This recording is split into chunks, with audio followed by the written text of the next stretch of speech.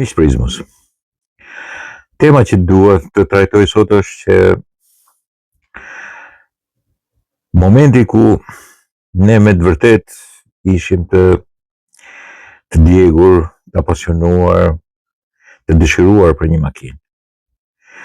Duke filluar që nga viti 1945, por sidomos në vitin 1967, kur makinat private u ndaluan në Shqipëri, një shoqëri e gjitha u ndalua nga transporti privat, nga pasja personale private pronë të një makine.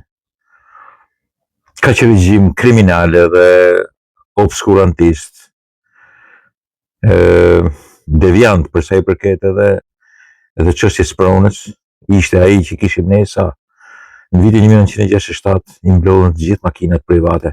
Më kujtohet në atë kohë në Tiranë ishte rreth 250 makina private, të mbetura të vjetra, por edhe disa Moskvice dhe Volga që u blenë në kohën e Bashkimit Sovjetik, në kohën me kampin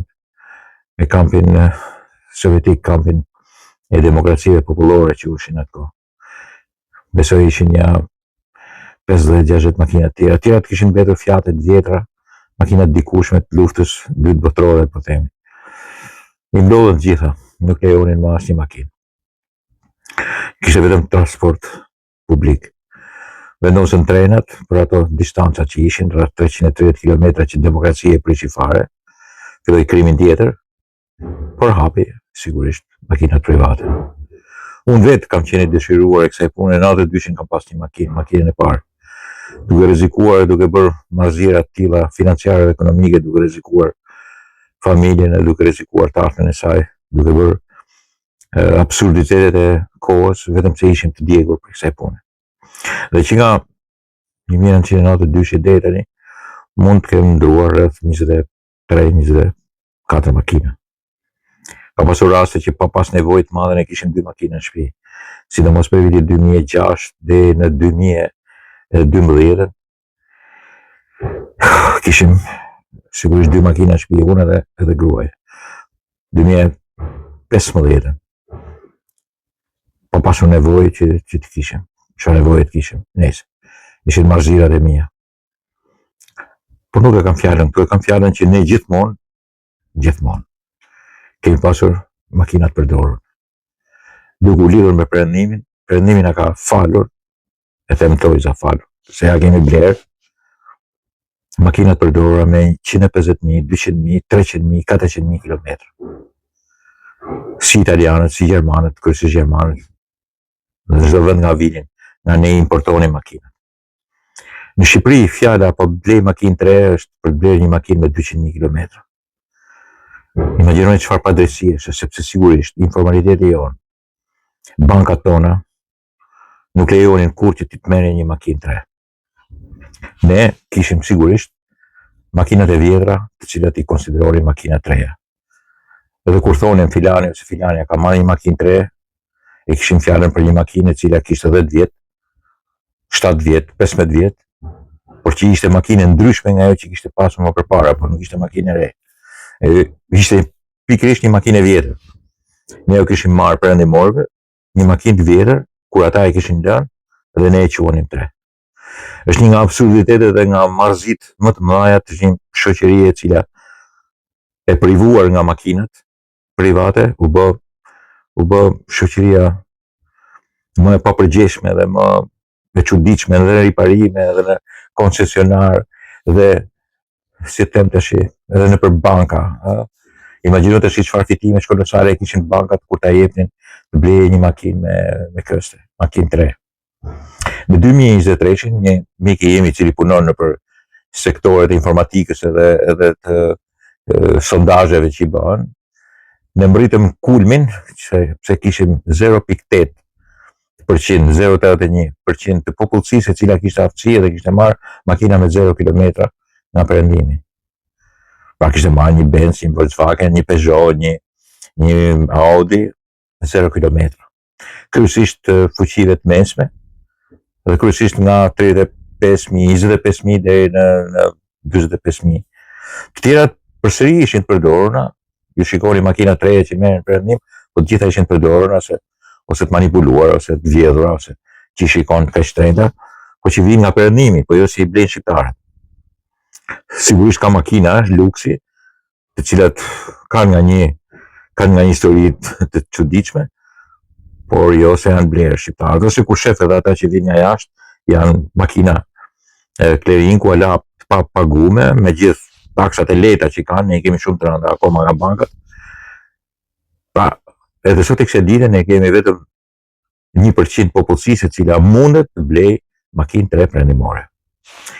Çfarë ka ndodhur mas 2024-s edhe futjes së Kinës edhe në tregun tonë. Sigurisht kanë hyrë makinat elektrike.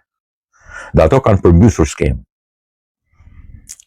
Sigurisht kanë hyrë disa marka kineze, më e famshme është Bydi, e cila tash ka mbërritur në kohën e sotme, tani që po flasun, të vendosi makina duke filluar nga 8.000 euro dhe duke përfunduar ke 22-23.000 euro edhe 30.000 euro, po kryesisht makina të fuqive nga 35 deri në 55 kW me aftësi nga 400 km ose nga 300 km deri në 600 km, ka dhe 700 sigurisht, autonomi, të cilat mund t'i marrësh edhe me këste të arsyeshme për kohën e sotme.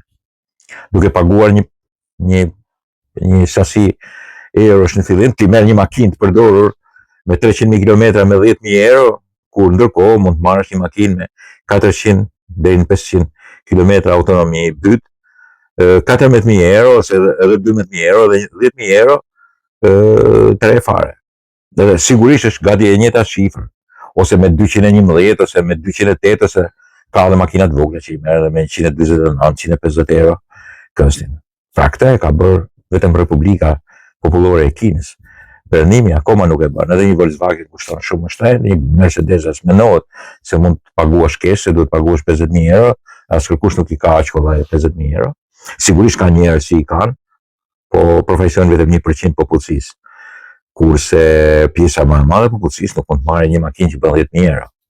Tash gjë sekreti është kështu, do një kineze byt, bi fjala 10, 12, 13, 14.000 euro, sigurisht edhe me 400-500 km autonomi, apo do një makinë me 300.000 km, 250.000 km, të përdorur, të stërpërdorur, gjermane, që bën 10-15.000 euro dhe që ka një moshë prej 10 vjetësh.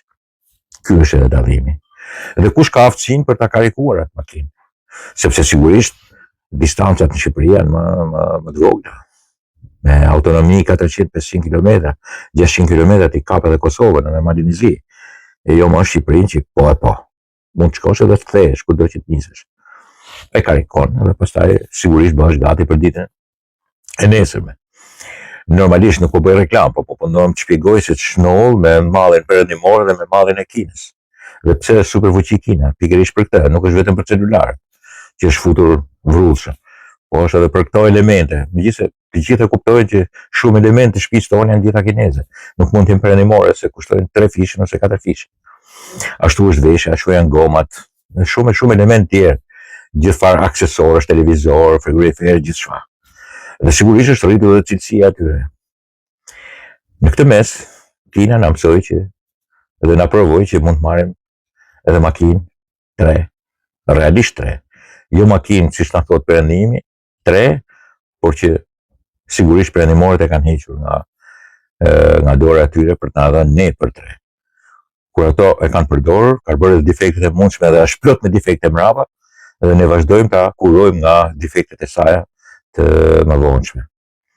Tash një byt Ato 2 me 211 euro në muaj, apo një Mercedes sigurisht me po të njëjtën shifër, që nuk e merr me këto euro se ta jep kërkush, është pazari i mbyllur ai, nuk ka privat që ta jep me këtë lloj çmimi, dhe që kanë bërë 250.000-300.000 km. Dhe këtë e dim shumë mirë nëse sa kilometra bëjnë Mercedes. Ky është edhe momenti për të realizuar. Një makinë që s'ke nevojë për 5 vjet t'i vendosësh thon kaçavidën, ose ta riparosh, ose që është moderne, apo një makinë e cila ka kryer funksionin e vet, është bërë për të çuar në vorreza, por që shqiptarët e quajnë tre. Dakord miqtë e mi?